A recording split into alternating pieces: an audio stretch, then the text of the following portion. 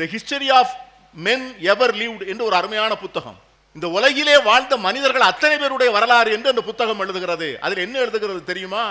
1300 ஆண்டுகளுக்கு முன்பு ஒரு கணக்கு வைத்துக் கொள்கிறார்கள். இன்னைக்கு எனக்கு பேரண்ட்ஸ்னா 2 பேர், என் தகப்பன் தாய். எனக்கு பாட்டனார் வந்தா 4 பேர். எனக்கு அதுக்கு பிறகு முப்பாட்டனார் முப்பாட்டிமார்னா 8 பேர்.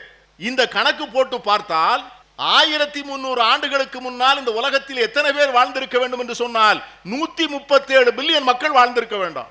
137 பில்லியன் மக்கள் 1700 ஆண்டுகளுக்கு முன்னால் வாழ்ந்திருந்தால்தான் எனக்கு தகப்பன், அதாவது ஃபேமிலி ட்ரீ, ஜெனாலஜிக்கல் ட்ரீன்னு போடுவோம்.